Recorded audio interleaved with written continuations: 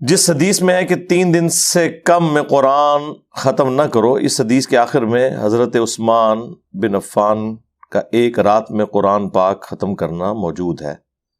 اسی طریقے سے عبداللہ ابن عباس کے بارے میں بھی ایک رات میں۔ حضرت عثمان والا جو اثر ہے نا ترمذی کے اندر، ایک تو وہ بغیر سند کے لکھا ہوا ہے، لیکن باقی کتابوں میں اس کی سند ملتی ہے۔ میں نے اس کے اوپر ایک دفعہ لائیو سیشن میں بھی بات کی تھی کہ ایک تو چیز یہ ہے کہ ہم اس طرح کی جتنی روایتیں ہیں انہیں درایتاً بھی دیکھیں کہ عقلاً یہ چیز پاسبل بھی ہے کہ نہیں، کرامت کی کیٹیگری سے ہٹا کے۔ اس طرح کی کوئی کرامت ہوتی نا تو وہ اللہ کے محبوب صلی اللہ علیہ وآلہ وسلم کو معجزے کی شکل میں دی جاتی۔ اس کے برعکس ہمیں جو بخاری مسلم میں مل رہا ہے وہ تو بالکل ڈیفرنٹ ہے۔ ہم نے اپنے اس پلیٹ فارم کے لیے کرائیٹیریا رکھا ہوا ہے قرآن اور اس کے بعد بخاری اور مسلم، جس کے اوپر امت متفق ہے، اور جو چیزیں قرآن صحیح بخاری صحیح مسلم میں فٹ ان بیٹھتی ہیں ان کو ہم لے لیتے ہیں۔ جو فٹ ان نہیں بیٹھتی یا تو ان کی روایت کے اوپر کوئی کلام ہوتا ہے یا پھر اس کی کوئی تعویل تلاش کرنے کی ضرورت ہے۔ اس کی وجہ ہے کہ وہ اتنی احتیاط کے ساتھ چیزیں جمع نہیں ہوئی۔ انہی میں سے ایک ایشو یہ سیدنا عثمان ابن عفان رضی اللہ تعالیٰ عنہ کے بارے میں آتا ہے۔ اس کے علاوہ چند تابعین کے بارے میں بھی آتا ہے کہ وہ ایک رات کے اندر قرآن کی تلاوت مکمل کر لیا کرتے تھے۔ اس وجہ سے پھر غلام مصطفیٰ ظہیر صاحب نے فضائل قرآن والی کتاب کے اندر نا اسے بڑا ڈیفینڈ کیا ہے، لیکن جواز کی حد تک۔ حالانکہ وہ خود مانتے ہیں کہ جامع ترمذی میں ہی موجود ہے کہ نبی الاسلام نے فرمایا جس نے 3 دن سے کم میں قرآن مکمل کیا اس نے قرآن کے فہم میں سے کچھ بھی حاصل نہیں کیا، اور قرآن کا مقصد فہم ہی حاصل کرنا ہے۔ مطلب یہ کوئی 100-150 صفحوں کی کتاب تو نہیں ہے، یہ تو اچھی خاصی بڑی کتاب ہے۔ تو اس حدیث کے تحت ہمارا تو موقف یہ ہے کہ یہ نبی الاسلام کی واضح حدیث کی موجودگی میں اگر کوئی شخص ایک رات کے اندر پورا قرآن مکمل کرتا ہے تو یہ بات کوئی نبی الاسلام کے ہاں پسندیدہ نہیں ہے۔ ہم حرمت کا فتویٰ نہیں لگاتے، لیکن یہ ایک روایت ہے جس کے اوپر یہ پورے کا پورا مقدمہ انہوں نے کھڑا کیا ہوا ہے۔ اور جب ہم کہتے ہیں کہ آپ اپنے بابوں کے بارے میں کہتے ہو کہ وہ روزانہ 3 قرآن پڑھتے تھے، 8 قرآن پڑھتے تھے، جو فضائل اعمال میں کہانیاں لکھی ہوئی ہیں، تو وہ حضرت عثمان کا لا کے عمل پیش کرتے ہیں۔ بھئی حضرت عثمان نے تو 1 پڑھا ہے، آپ نے کہاں سے 8 پڑھ لی ہیں؟ ہم تو ویسے اس 1 کو بھی یعنی درایتاً ایکسپٹ کرنے کے لیے تیار نہیں ہے۔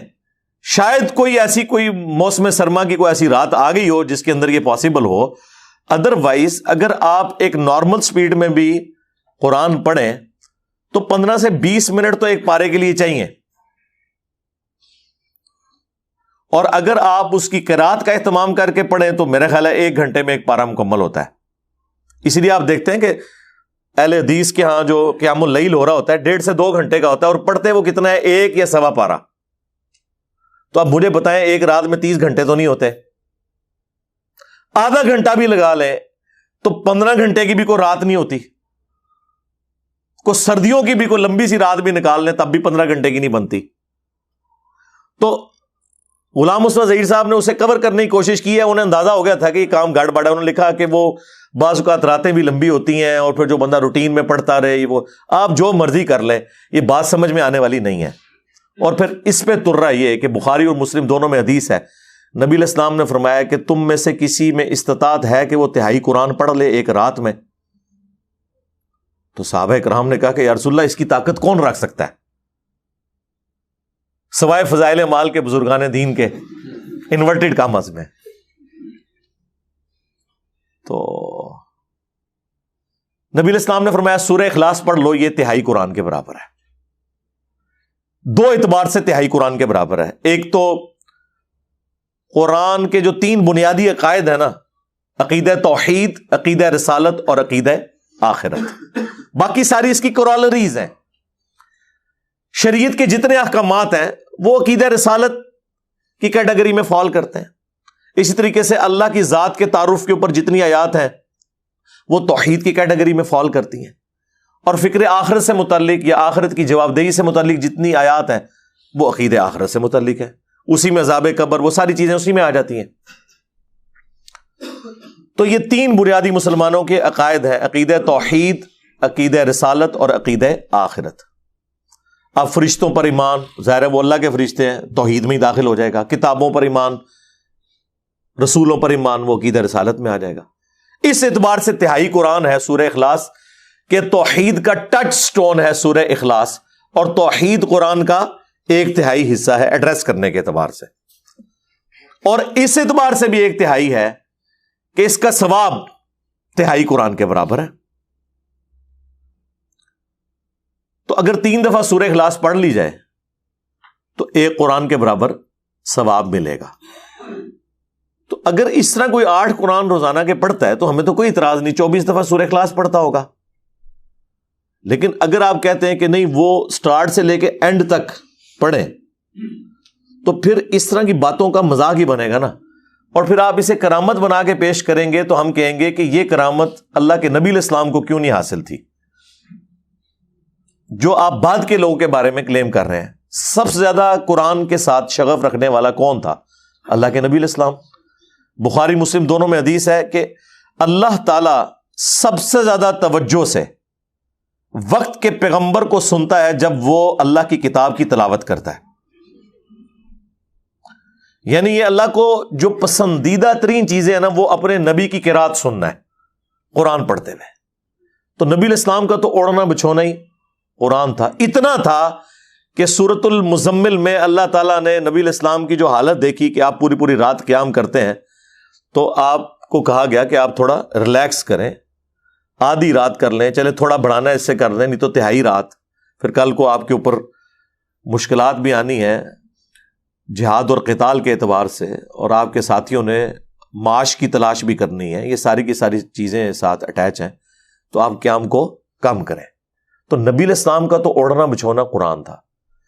یہ جو 5 وقت نمازوں کا شیڈیول ہے، یہ تو مدینہ شریف میں سٹارٹ ہوا ہے، مکے کے بالکل اینڈ پہ جا کے واقعہ معراج ہوئی ہے، اور اس سے پہلے جو مکی دور میں 13 سال تک نبی علیہ السلام کا جو عبادت کا معاملہ تھا وہ رات کو قیام اللیل تھا، اس میں قرآن پڑھنا، کوئی 5 نمازوں کا شیڈیول نہیں تھا۔ لیکن وہ قیام اللیل آپ والا نہیں کہ 1.5 یا 2 گھنٹے والا، نہ بعض اوقات پوری رات، بعض اوقات 2/3 رات، بعض اوقات آدھی رات، نارمل تھا۔ اسی لیے بخاری مسلم دونوں میں آتا ہے نا، حضرت عبداللہ ابن مسعود رضی اللہ تعالیٰ عنہ کہتے ہیں کہ اگر میں جانتا کہ مجھ سے زیادہ کوئی قرآن جانتا ہے تو میں اپنے اونٹ بھگاتا، ان کے جگر جلا دیتا اس شخص سے قرآن حاصل کرنے کے لیے کہ جو مجھ سے زیادہ قرآن جانتا ہے۔ میں نے 70 سے زیادہ صورتیں حضور کے پیچھے قیام اللیل میں سن کے زبانی یاد کی ہیں، یعنی 114 میں سے 70 صورتیں حضرت عبداللہ ابن مسعود جو شروع کے 10 مسلمانوں میں ہیں، سابقون الاولون میں سے ہیں، اصحاب بدر میں سے ہیں، اور جب پرشین امپائر گری تو حضرت عمر نے انہیں چیف جسٹس لگایا کوفہ میں۔ وہ کہہ رہے ہیں میں نے 70 صورتیں حضور کے پیچھے سن سن کے زبانی یاد کر لی، وہ قیام اللیل کی وجہ سے۔ عرب کی کرائمنگ تو بڑی کلاس کی تھی۔ تو اگر کوئی ایسا معاملہ ہوتا تو وہ کہتے ہیں کہ میں جاتا قرآن سیکھنے کے لیے۔ اچھا، اس میں انہوں نے جو میں جتنی کی ہے نا، کوئی فتویٰ نہیں لگتا، یہ ان کی آنر ہے۔ آج اگر عمران خان صاحب یہ کلیم کرتے ہیں کہ میں نے 92 کا ورلڈ کپ جتایا، تو اس میں آپ یہ کہیں گے کہ متکبر ہے۔ یا جہانگیر خان کہتا ہے کہ جی میں 500 سے زیادہ مقابلوں میں ان بیٹن رہا ہوں، یہ کبھی بھی کسی بھی کھیل کی ہسٹری میں نہیں ہوا کہ کوئی شخص 500 دفعہ کھیلے اور ہارے نا۔ ٹھیک ہے، تو اس میں نہیں ہے، ان کی کنٹریبیوشن ہے۔ دین کے معاملے میں بھی جن لوگوں نے کنٹریبیوٹ کیا ہے وہ اس طرح بولتے تھے۔ اس زمانے میں کوئی کسی کے اوپر فتوی نہیں لگاتا تھا کہ تم متکبر ہو گئے ہو۔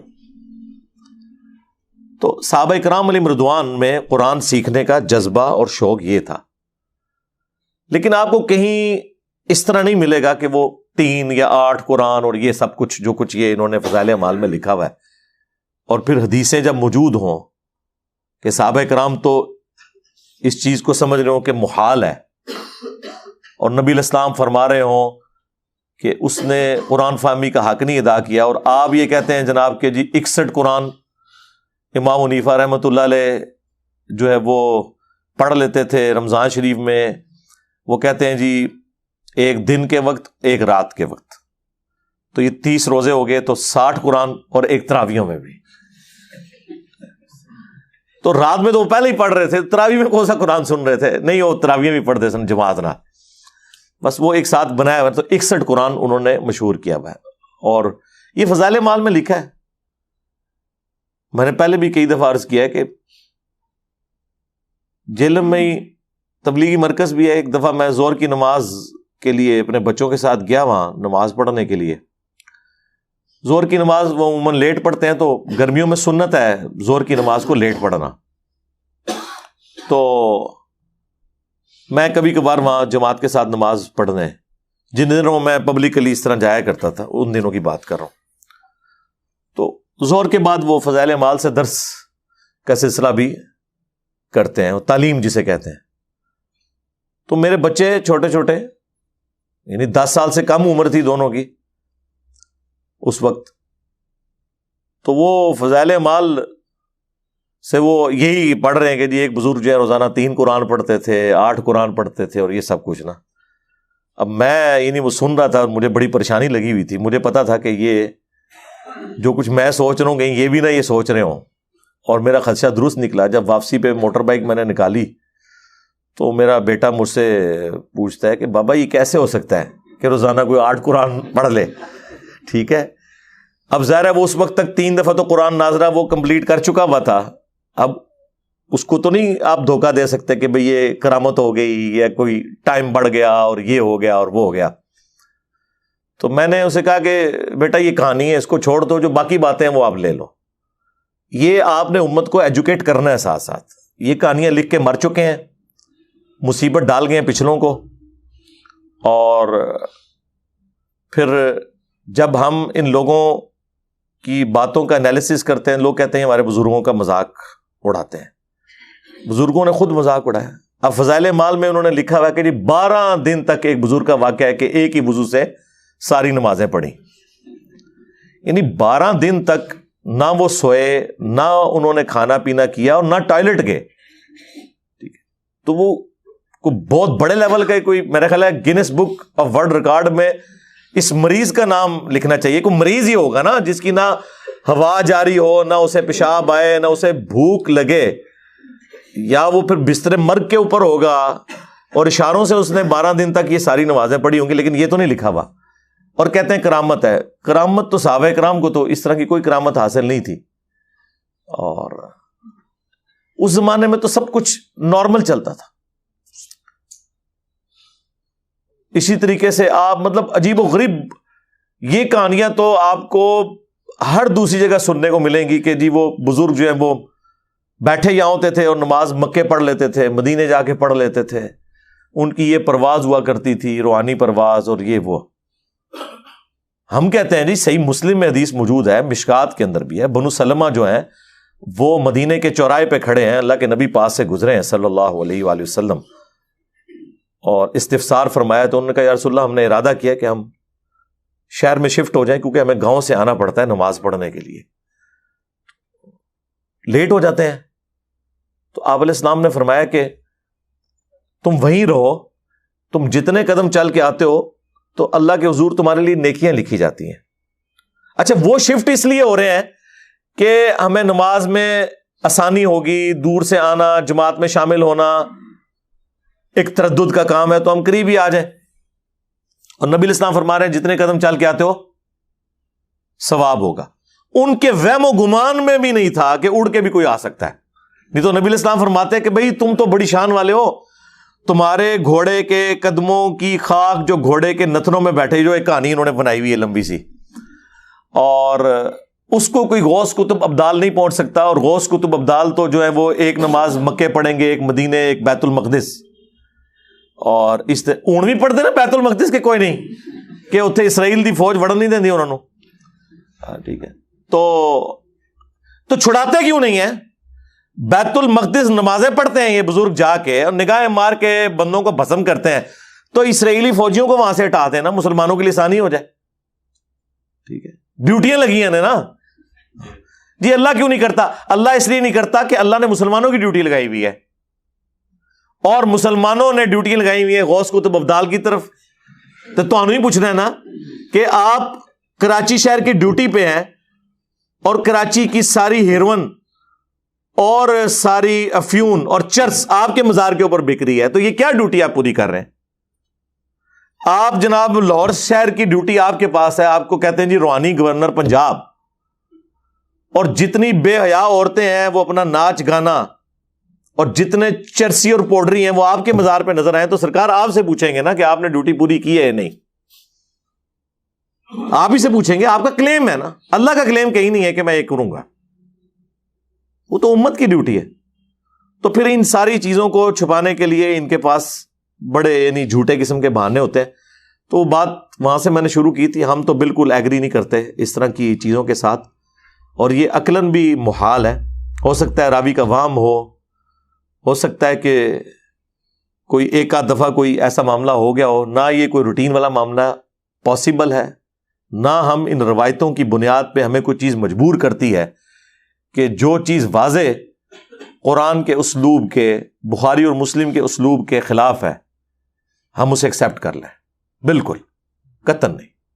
قرآن میں واضح آیا ہے طٰہٰ ما انزلنا علیک القرآن لتشقیٰ, ہم نے نبی قرآن آپ پہ اس لیے نازل نہیں کیا کہ آپ مشقت میں پڑ جائیں. الا تذکرۃ لمن یخشیٰ, یہ تو نصیحت ہے صرف اس کے لیے جو اللہ کی دھمکی سے ڈر جائے. یعنی ہاں آپ اس مصیبت میں, اس تکلیف میں اپنے آپ کو مت ڈالیں کہ لوگ حق بات قبول نہیں کر رہے. یہ تو صرف ان کے لیے نصیحت ہے جو اللہ کی دھمکی سے ڈرتے ہیں. فذکر بالقرآن من یخاف وعید, اس قرآن کے ذریعے آپ اسے ڈر سنائیں جو اللہ کی دھمکی سے ڈرے. سیذکر من یخشیٰ ویتجنبہ الاشقیٰ, نصیحت اسے کریں جو ڈر رکھنے والا ہے, اور جو بدبختی پہ اترا ہوا ہے اسے اس کے حال پہ چھوڑ دیں. یہ قرآن کا اسلوب ہے. اس میں مشقت تبلیغ والی بھی ہے, اور قرآن کی تلاوت میں بھی اپنے آپ کو مشقت میں ڈالنا یہ بھی منع ہے. بخاری مسلم میں حدیث ہے کہ بس قرات اس وقت تک کرو جب تک کہ طبیعت ساتھ دے, جب نیند کا غلبہ ہو یا ایسا کوئی معاملہ ہو تو چھوڑ دو. اب مجھے بتائیں اس طرح کی مشقت کو اٹھا سکتا ہے؟ اور پھر آپ کو کہانیاں سنائیں گے جی ایک ٹانگ پہ 15 سپارے اور دوسرے پہ 15, بغلے بڑے سن. نبی علیہ السلام نے کبھی ایک ٹانگ کے اوپر نماز پڑھی ہے؟ مجھے بتائیں. دونوں ٹانگوں پہ کھڑے ہو کے نماز پڑھی.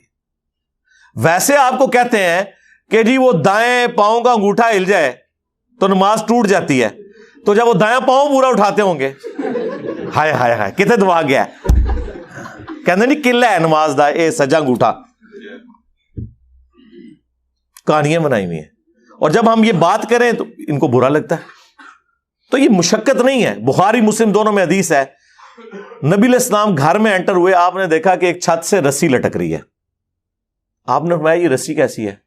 تو بتایا گیا جو آپ کی بیٹی ہے نا زینب, وہ رات کو قیام کرتی ہیں اور اپنا جوڑا اس کے ساتھ باندھ لیتی ہیں, کیونکہ بعض اوقات نیند کا غلبہ ہوتا ہے نا, تو وہ جب یوں بندہ جھکتا ہے نا, تو جب جوڑے کو اس طریقے سے پیچھے سے کھینچ پڑتی ہے تو ان کی آنکھ کھل جاتی ہے, اور پھر وہ نبی علیہ السلام نے فرمایا کھولو رسی. نماز اس وقت تک پڑھو جب تک کہ تمہاری طبیعت تمہارا ساتھ دیتی ہے. یعنی اپنے اوپر اس طرح کی مشقت ڈالنا, اور یہ کون کہہ رہا ہے؟ نبی علیہ السلام اپنی بیٹی کو. آپ ہمیں بے شک کہتے رہے 40 سال تک عشاء کے وضو سے فجر کی نماز, نبی علیہ السلام تو اپنی بیٹی کو یہ کام نہیں کرنے دے رہے. ٹھیک ہے, نبی علیہ السلام تو ان چیزوں سے ناراض ہوں گے. ہاں فضائل مال میں لکھا ہوا ہے کہ جی یہ جو آیت ہے نا ما انزلنا علیک القرآن لتشقیٰ, سورہ طٰہٰ کی, یہ اس وقت نازل ہوئی تھی کہ نبی علیہ السلام بھی اپنے آپ کو رسی سے باندھ لیا کرتے تھے تاکہ جب آپ کو جھٹکا لگے تو آپ کی آنکھ کھل جائے اور آپ جو ہے نا وہ قرات جاری رکھے. تو اس موقع پہ اللہ تعالیٰ نے نبی علیہ السلام کو منع کیا کہ قرآن اس لیے نازل نہیں ہوا کہ آپ مشقت میں پڑ جائیں. نعوذ باللہ. آپ دیکھیں کتنی بڑی جھوٹی تہمت رسول اللہ کے اوپر لگائی ہے انہوں نے. نبی علیہ السلام تو اپنی بیٹی کو یہ کام نہیں کرنے دے رہے. اور دوسرا، یہ قرآن کی آیت بتا رہی ہے کہ یہاں مشقت سے مراد ہے تبلیغ کی مشقت، کیونکہ اگلے الفاظ دیکھیں، ما انزلنا علیک القرآن لتشقى الا تذکرۃ لمن یخشی. یہ اس لیے نہیں نازل کیا کہ آپ مشقت میں پڑ جائیں کہ لوگ ایمان کیوں نہیں قبول کر رہے، یہ تو صرف ان کے لیے نصیحت ہے جو ڈر جائیں. فَلَعَلَّكَ بَاخِعٌ نَفْسَكَ عَلَىٰ آثَارِهِمْ إِن لَّمْ يُؤْمِنُوا بِهَٰذَا الْحَدِيثِ آسَفًا. کیا اپنے آپ کو اس غم سے ہلاک کر لو گے کہ لوگ اس قرآن پر ایمان نہیں لائے؟ یعنی نبی علیہ السلام کو تبلیغ کے اعتبار سے یہ بات کی جا رہی تھی، نہ کہ اس اعتبار سے جو یہ لوگ مانا لے رہے ہیں. وہ بھی کرالری کے طور پہ درست ہو سکتا ہے، لیکن وہ بعد کی بات ہے. تعویل خاص میں تو یہ اس معاملے میں تھی، لیکن فضائل مال میں انہوں نے لکھ دیا.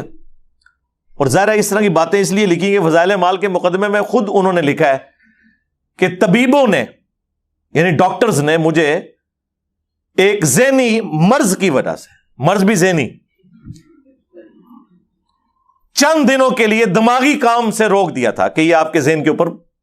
تو کہتے ہیں کہ میرے پیر صاحب جو ہیں مولانا الیاس کاندھلوی، جنہوں نے تبلیغی جماعت بنائی تھی، بڑے عرصے سے انہوں نے مجھے ریکویسٹ کی بھی تھی کہ آپ کوئی ایک سلیبس تبلیغی جماعت کے لیے لکھ دیں. یہ جو 6 نمبر پڑھتے ہیں تو آپ ریٹن میں کر دیں، تاکہ اس میں سے پڑھ کے، پہلے اس کا نام تبلیغی نصاب ہوتا تھا، فضائل اعمال، فضائل حج، فضائل درود، یہ سارے اس کے چیپٹرز تھے. تو وہ کہتے ہیں میں نے فضائل صدقات بھی ہے اس میں نے یعنی فرصت کے ان ایام کو غنیمت سمجھا.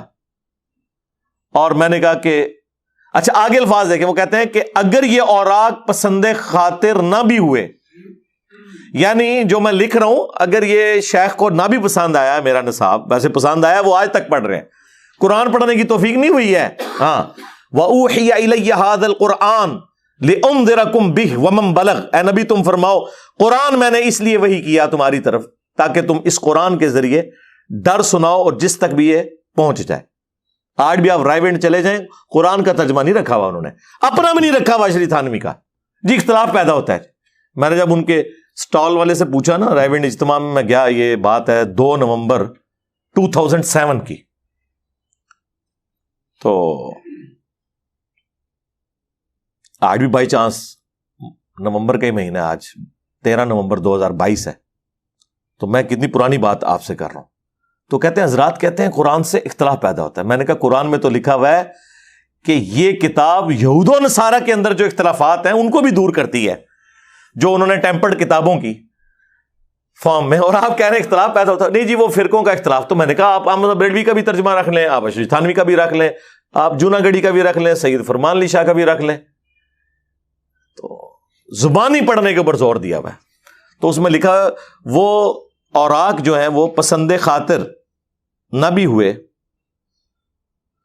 تو تب بھی میرے خالی ایام تو اس بابرکت مشغلے میں سرو ہو ہی جائیں گے. وہ کہتے ہیں چلو میرا ٹائم تو پاس ہو جائے گا. ادھر جو کچھ نہ بھی نکلیا، جو کتاب ٹائم پاس کرنے کے لیے لکھی گئی ہو، آج اس کے بارے میں مولانا تقی عثمانی صاحب بھی کہتے ہیں کہ جی دنیا میں قرآن کے بعد سب سے زیادہ پڑھی جانے والی کتاب ہے.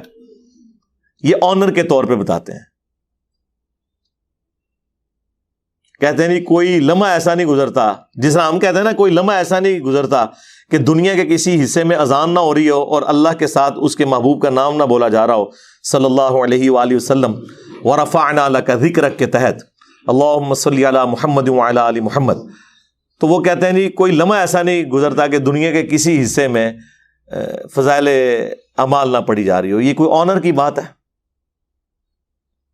اس کے اندر تو یہ کچھ لکھا ہوا ہے. اور پھر پکی مور لگائی ہے انہوں نے کہا کہ جی کوئی کہیں غلطی سے بھی نہ کوئی قرآن کھول لے. انہوں نے کہا جی اس کے لیے تو 15 علوم چاہیے، اور اس میں بھی 14 علوم کے بعد ان کو خطرہ ہوا کہ کہیں 14 کوئی حاصل نہ کر لے. انہوں نے لکھا 15واں جو ہے وحی بھی ہے، یعنی گاڈ گفٹڈ، یعنی وہ اللہ ہی کسی کو دے تو دے، وہ یعنی کسبی نہیں، آپ حاصل نہیں کر سکتے. تو نہ کرنے لی گال ہوئی نا، روند مارنے لی گال ہوئی نا.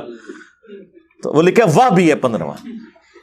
یعنی اگر آپ کہنا میں نے 14 علوم حاصل کر لیے ہیں تو وہ 15 تو آپ کا ڈینائی کر ہی دیں گے کہ یہ تو یار صرف علماء دیوبند کو مل سکتا ہے، بریلوی کہیں گے یہ صرف بریلوی علماء کو مل سکتا ہے، وہابی کہیں گے صرف وہابی علماء کو مل سکتا ہے، شیعہ کہیں گے صرف شیعہ علماء کو مل سکتا ہے۔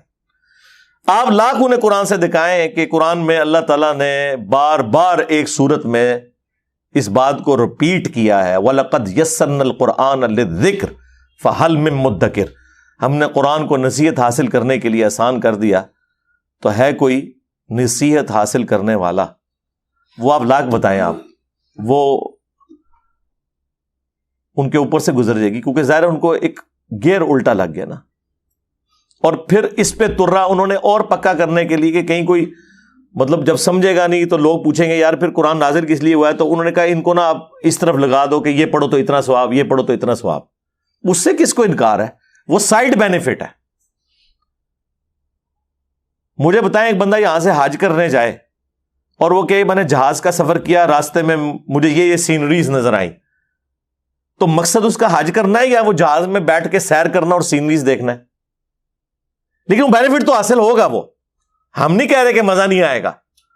کہاں 4 مہینے کا پیدل سفر مشکلات میں گھرا ہوا، تکلیف میں گھرا ہوا، اور کہاں 4 گھنٹے کی اب رہ گئی ہے وہ فلائٹ اسلام آباد سے جدے کی، کہاں 2 دن اور 1 رات کا سفر جدے سے لے کے مکے تک کا، اور کہاں 50 منٹ کی ڈرائیو۔ تو وہ تو ہے، لیکن مقصد حج و عمرہ کرنا ہے، مقصد سیر کرنا تو نہیں ہے۔ قرآن کا مقصد جو ہے وہ تو تذکیر ہے، اس سے نصیحت حاصل کرنا۔ وَأُوحِيَ إِلَيَّ هَذَا الْقُرْآنُ لِأُنذِرَكُم بِهِ وَمَن بَلَغَ، اے نبی تم فرماؤ میں نے قرآن اس لیے تم پر وحی کیا تاکہ تم اس کے ذریعے ڈر سنا دو، اور جس تک بھی یہ کتاب پہنچے اس کو انسٹرومنٹ آف دعوت نبی الاسلام کی قرآن ہے۔ اب وہ فضائل مال میں انہوں نے کیسے جان چھڑوائی اس سے؟ انہوں نے کہا جی احمد بن حنبل فرماتے ہیں کہ ایک رات میں نے خواب میں اللہ تعالیٰ کو دیکھا۔ کڈی وڈی کہانی ہے یارا، یعنی یہ پیکج اگر آفر ہونا ہوتا نا تو حضرت موسیٰ علیہ السلام کو آفر ہوتا، جو سورہ الاعراف کی آیت نمبر 143 میں آیا، جب انہوں نے خواہش کا اظہار کیا تو اللہ تعالیٰ نے کیا فرمایا؟ لن ترانی، تو مجھے نہیں دیکھ سکتا بلکہ پہاڑ کی طرف دیکھ۔ وہاں اللہ تعالیٰ فرما سکتا تھا کہ نہیں میں بعد میں امام حنیفہ کو بھی 100 دفعہ زیارت کروانی ہے، احمد بن حنبل کو بھی کروانی ہے، خواب والا پیکج ہے وہ لے لو۔ ہاں خواب والا پیکج نبی علیہ السلام کے لیے ہے، وہ جامع ترمذی میں موجود ہے، نبی علیہ السلام نے خواب میں اللہ تعالیٰ کو دیکھا، وہ بالکل صحیح سند کے ساتھ ہے۔ یہ حدیث ترمذی میں بھی ہے، مسند احمد میں بھی ہے، مشکات میں اس کا نمبر 748 ہے۔ اس حدیث کو امام ترمذی نے صحیح کہا اور ساتھ لکھا کہ میں نے اپنے استاد امام بخاری سے اس حدیث کے بارے میں خود پوچھا تھا، یعنی جنہوں نے صحیح بخاری لکھی ہے، تو انہوں نے فرمایا یہ حدیث صحیح ہے۔ یہ اگرچہ بخاری میں نہیں ہے لیکن اس حدیث کو امام بخاری نے انڈورس کیا ہے، اور امام ترمذی نے سند کی ضرورت نہیں، انہوں نے ڈائریکٹ امام بخاری سے اس حدیث کے بارے میں پوچھا ہوا ہے، اور انہوں نے ساتھ لکھا ہے یہ حدیث صحیح ہے کہ نبی علیہ السلام نے اللہ تعالیٰ کو خواب میں دیکھا۔ وہ اس پہ میری تفصیلی ویڈیو ہے، وہ آپ الگ سے دیکھ لیں۔ کہتے ہیں جی احمد بن حنبل نے دیکھا اور انہوں نے پوچھا یا اللہ میں تیرا قرب حاصل کرنا چاہتا ہوں، اس کے لیے سب سے بنیادی چیز، سب سے ضروری چیز، سب سے آسان ذریعہ کیا ہو سکتا ہے؟ تو اللہ تعالیٰ نے فرمایا کہ قرآن کی تلاوت کرنا۔ تو ظاہر ہے بالکل صحیح بخاری میں حدیث ہے کہ تم میں سب سے بہتر وہ ہے جو قرآن سیکھے اور سکھائے۔ ہاں پڑھے پڑھائے نہیں، سیکھے اور سکھائے۔ سیکھنا سکھانا صرف یہ نہیں ہے کہ آپ اس کی قرات کرنے کا فن سیکھیں، اس کی تعلیمات کو سیکھنا بھی ہے۔ تو اب اللہ تعالیٰ نے آگے سے جواب دیا احمد بن حنبل، اب کہانی لکھی ہے فضائل مال میں، اب کیا کریں، مجبوراً شرم آتی بیان کرتے ہوئے بھی۔ تو جب یہ اللہ تعالیٰ نے فرمایا کہ میری کتاب، تو احمد بن حنبل نے آگے سے پوچھا کہ یا اللہ سمجھ کے یا بغیر سمجھ کے؟ انہوں نے سمجھا کہ احمد بن حنبل کو دیوبندی مولوی تھا یا کوئی تبلیغی جماعت کا کوئی بسترا اٹھانے والا تھا، جس کے دماغ میں فوراً آیا کہ سمجھ کے کہ بغیر سمجھ کے۔ یہ تو پوچھنے کی ضرورت ہی نہیں ہے، کس کو انکار ہے؟ ترمذی میں حدیث ہے کہ قرآن کے ہر حرف کے اوپر 10 نیکیاں ہیں، اور پھر نبی علیہ السلام نے فرمایا کہ میں نہیں کہتا کہ الف لام میم یہ ایک حرف ہے بلکہ یہ 3 حرف ہیں. الف الگ سے ایک حرف ہے، لام الگ سے ہے، میم الگ سے ہے. اب یہ الف لام میم سے مراد حروف مقطعات بھی ہو سکتے ہیں، اور الف لام میم سے مراد علم بھی ہو سکتا ہے. علم تارا کیف فعل ربک باصحاب الفیل، دونوں معنی درست. لیکن نبی الاسلام نے بیسیکلی یہ بتایا کہ ہر حرف پہ 10 نیکیاں. اس سے کس کو انکار ہے؟ وہ تو سائیڈ بینیفٹ ہے.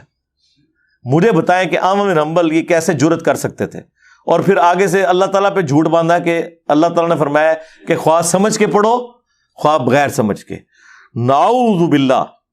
یعنی اللہ تعالیٰ قرآن میں امت کو کوئی اور بات بتا رہا ہے اور احمد بن حنبل کو خواب میں آ کے کوئی اور بات بتا دی ہے. اسی تو ہم کہتے ہیں خوابوں کا دین اور ہے، کتابوں کا دین اور. احمد بن حنبل کو کیسے اللہ تعالیٰ خواب میں یہ کہہ سکتا تھا کہ بغیر سمجھ کے بھی پڑھو کوئی مسئلہ نہیں ہے، جبکہ قرآن میں آپ کو بتاتا ہوں درجنوں آیات ہیں. لیکن اس کا ایک بڑا آپ سمجھ لیں کلائمیکس سورہ صاد میں ایک آیت ہے، بڑی ایکسٹرا آرڈنری آیت ہے. وہ آپ کو یہ فلسفہ سمجھا دے گی کہ قرآن نازل کس لیے ہوا ہے. آیت نمبر 29 سورہ صاد، سورت نمبر 38 آیت نمبر 29. کتاب انزلناہ الیک مبارک، یہ کتاب یعنی قرآن جو آپ کی طرف اللہ تعالیٰ نے نازل فرمائی ہے ہماری طرف سے آپ کی طرف، یہ وہ بابرکت کتاب ہے. لیدبروا، یہ نازل اللہ تعالیٰ نے فرمایا میں نے اس لیے کی ہے تاکہ لوگ تدبر کریں آیات ہی، اس کی آیات پر. تلاوت نہیں، صرف تدبر، غور و تفکر کریں. وَلِيَتَذَكَّرَ أُولُو الْأَلْبَابِ، اور نصیحت حاصل کریں اس سے جو عقل والے ہیں. یعنی جو مینٹل ہے، پاگل ہے، مجنون ہو گیا ہے، دماغ خراب ہو گیا ہے، اس کے اوپر تو شریعت کا قلم اٹھ گیا. جس کو اللہ نے عقل دیا ہے، جو روٹی منہ کے راستے کھاتا ہے، ویسے تو پاگل بھی منہ کے راستے ہی کھاتے ہیں، یعنی جو تھوڑا بہت اپنا دماغ استعمال کر سکتا ہے نا، قرآن میں اس کے لیے نصیحت ہے. اور نہیں جی وہ متقین کے لیے، جی ہدی للمتقین.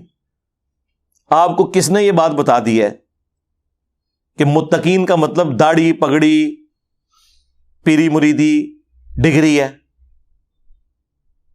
اس کا تو مطلب ہے عام بندے کے لیے ہدایت ہی نہیں ہے. اور پھر قرآن کی اس آیت کا کیا کریں گے؟ ہدی للناس وبینات من الہدی والفرقان شہر رمضان الذی انزل فیہ القرآن ہدی للناس وبینات من الہدی والفرقان. رمضان کا مہینہ وہ ہے جس میں قرآن نازل ہوا جو پوری انسانیت کے لیے ہدایت ہے. اور صرف ہدایت نہیں، ہدی للناس وبینات من الہدی، اور ہدایت کے روشن دلائل ہیں اس میں، والفرقان، اور یہ حق اور باطل میں تمیز کرنے والی کتاب ہے. صحیح بخاری میں نبی علیہ السلام کے لیے بھی آیا محمد فرق بین الناس، محمد لوگوں میں حق اور باطل کے درمیان فرق ہے، صلی اللہ علیہ وآلہ وسلم. تو ہدی للمتقین کا مطلب ہے ہدایت ہے ان کے لیے جو ڈر جائیں. وہ داڑھی والا بھی ہو سکتا ہے، بغیر داڑھی والا بھی ہو سکتا ہے، نمازی بھی ہو سکتا ہے، بغیر نمازی بھی ہو سکتا ہے. جو ڈر جائے اس بات سے کہ جس اللہ نے میری مرضی کے بغیر مجھے پیدا کیا وہ میرے ساتھ کچھ بھی کر سکتا ہے، اور مرنے کے بعد مجھے پیش ہونا ہے اس کے سامنے. جو بھی اس تصور سے ڈر گیا اس کے لیے قرآن میں ہدایت ہے. اور جو اس تصور سے نہیں ڈرا، چاہے وہ کسی اسلامی جماعت کا امیر ہی ہو، کوئی مذہبی پیشوائی ہو، 2 فٹ لمبی اس کی داڑھی ہو، اور پورے تھان جتنی اس نے پگڑی سر پہ باندھی ہوئی ہو، اس کے لیے قرآن میں کوئی ہدایت نہیں ہے اگر وہ ڈرتا نہیں ہے. ہدی للمتقین کا مطلب یہ ہے. ہدی للمتقین کہتے ہیں، ساتھ ہی اپنے بزرگوں کے نام لینا شروع کر دیتے ہیں. وہ بزرگ جنہوں نے اپنے ناموں کے کلمے پڑھائے، وہ بزرگ جنہیں دوسرے فرقوں کے بزرگ کافر کہیں اور وہ ان کو کافر کہیں، یہ بزرگوں کا ٹوٹل سٹیٹس ہے ان کے. تو بات کہاں سے سٹارٹ ہوئی تھی؟ یہ کرامت ہی ہوتی ہے. کبھی میرے پہ کوئی کیفیت طاری ہو جائے. وہ سوال ایسا تھا کہ مجھے اچانک ذہن میں آیا کہ یہ بڑے عرصے سے ادھار تھا میرے اوپر کہ میں ایسے ویڈیو ریکارڈنگ میں آفیشلی بھی لے کے آؤں کہ ایک رات میں 2 قرآن تھے، 3 قرآن تھے، 8 قرآن، خدا دا نہ آ جائے، اللہ کو ڈر جاؤ اللہ کرو. یہ 30 پارے بھی قرآن کے جو بعد میں بنائے گئے صرف اس لیے، صحابہ کرام کے زمانے میں 7 دن میں قرآن مکمل ہوتا تھا، اور وہ قرآن کی 7 منزلیں ہیں. بعد میں جب لوگوں کی مصروفیات بڑھ گئیں تو 30 پارے کیے گئے کہ چلو روزانہ کا 1 پارہ پڑھ لیا جائے. یہ روزانہ کے 8 قرآن یا رات کو کھڑے ہو کے ایک ٹانگ پہ 15 سپارے دوسرے پہ 15 سپارے، یہ تو اس چیز کو تو اس زمانے میں تو گناہ ہی سمجھا جاتا تھا. بخاری مسلم دونوں میں حدیث ہے کہ 3 اصحاب نبی علیہ السلام کی غیر موجودگی میں آئے اور امہات المومنین سے انہوں نے پردے میں پوچھا کہ نبی علیہ السلام کی دن رات کی روٹین کیا ہے، اور انہوں نے گمان کیا کہ حضور کی تو روٹین بڑی نارمل سی ہے، آپ کوئی زیادہ عبادت نہیں کرتے، نہ اس طرح زیادہ نمازیں پڑھتے ہیں، نہ زیادہ روزے رکھتے ہیں. تو انہوں نے آپس میں گفتگو کی کہ اللہ کے نبی تو بخشے بخشائے، انہیں تو ضرورت ہی نہیں ہے. ایک شخص نے کہا کہ میں شادی نہیں کروں گا پوری زندگی، اللہ اللہ کروں گا. دوسرے نے کہا کہ میں روزانہ روزہ رکھوں گا، اور تیسرے نے کہا کہ میں روزانہ پوری رات جاگ کے نماز پڑھا کروں گا. اب یہ تینوں وہاں اقوال زرعی ارشاد فرما کے جب چلے گئے اور اللہ کے نبی علیہ السلام واپس آئے تو اللہ کے نبی کو بتایا گیا کہ یہ آپ کے اسٹوڈنٹس اس قسم کی گفتگو کر کے گئے ہیں. حضور جلال میں آ گئے. آپ نے کہا کہ بلاؤ ان کو. انہوں نے تو سمجھا ہے کہ سانو کوئی تمغہ دینے لگے نے. اللہ کے نبی علیہ السلام فرمایا کہ یہ کیا تم نے کلیم کیے ہیں، یہ میں روزہ رکھتا بھی ہوں چھوڑ بھی دیتا ہوں، نفلی روزے رکھتا ہوں نہیں بھی رکھتا، رات کو میں سوتا بھی ہوں عبادت بھی کرتا ہوں، اور نکاح تو میری سنت ہے. جس نے میری سنت سے اغراض کیا، من رغب عن سنتی فلیس منی، اس کا مجھ سے کوئی تعلق نہیں ہے. اسی حدیث کے اوپر امام بخاری نے باب بند ہے کہ عبادت میں غلو کرنا مکروہ ہے، دین میں ناپسندیدہ عمل ہے نمازوں میں نوافل میں غلو کرنا. بخاری مسلم حدیث ہے، عبداللہ بن عمر بن عاص کی شکایت حضور تک پہنچی کہ جی ان کی بیوی کی جانب سے کہ یہ روزانہ جناب روزے رکھتا ہے، رات کو عبادت کرتا ہے. نبی علیہ السلام نے بلا کے ڈانٹا. آپ نے فرمایا کہ یہ کیا، اگر روزانہ رات کو جاگو گے تو اندھے ہو جاؤ گے. اب حضور کو اگر کوئی بتائے کہ یا رسول اللہ آپ کے بعد آنے والے لوگوں نے کیا کام ڈالے ہیں، کتنے صوفیاء کے بارے میں تذکرۃ الاولیاء میں لکھا ہوا ہے کہ رات کو وہ نمک کا سرما آنکھوں میں لگاتے تھے تاکہ جاگ کے عبادت کر سکیں، اور آپ کیا فرما رہے ہیں، اندھے ہو جاؤ گے. اور وہ جو بخاری مسلم کی حدیث کے ایک رسی لٹک رہی تھی، حضرت سیدہ زینب حضور کی بیٹی، وہ باندھ کے نماز پڑھتی، آپ میں کھولو رسی، جب تک طبیعت ساتھ دے نماز پڑھو چھوڑ دو.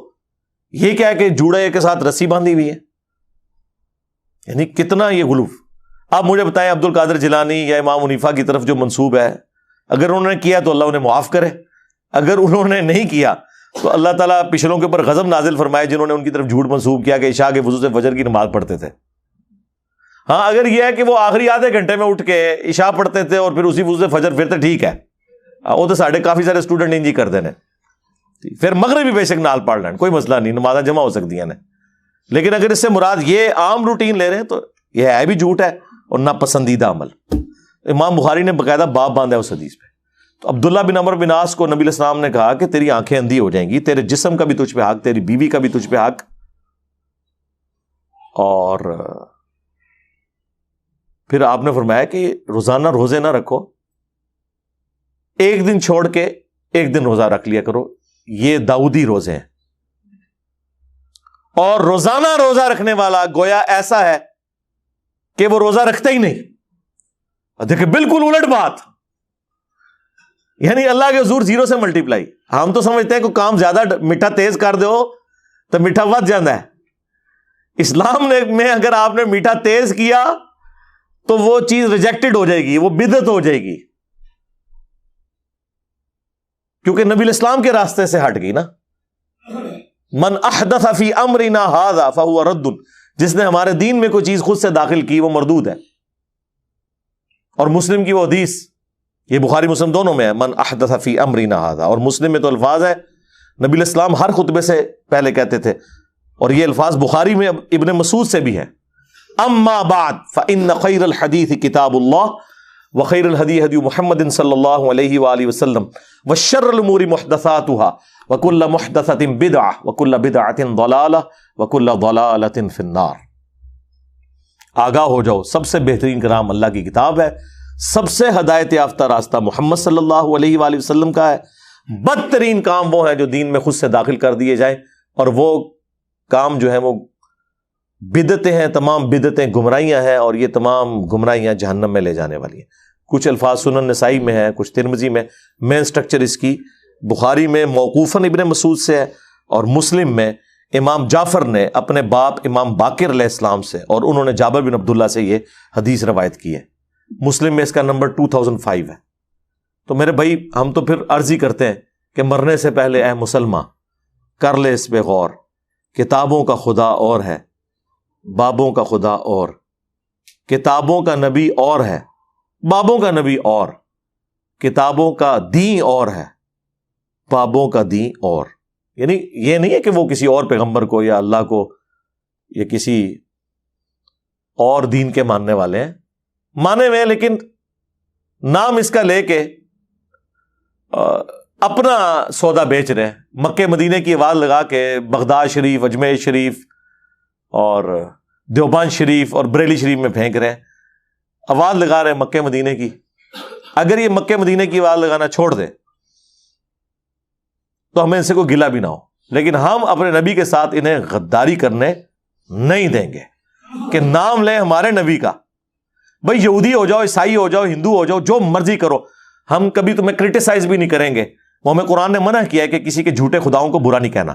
اچھا، بعض لوگ اس کی بلی لے رہے ہیں کہ انجینئر صاحب قرآن میں تو حکم ہے کسی کے جھوٹے خداؤں کو برا مت کو، وہ تمہارے سچے کو گالی دیں گے، تو انجینئر صاحب بزرگوں کو برا کیوں کہتے ہیں؟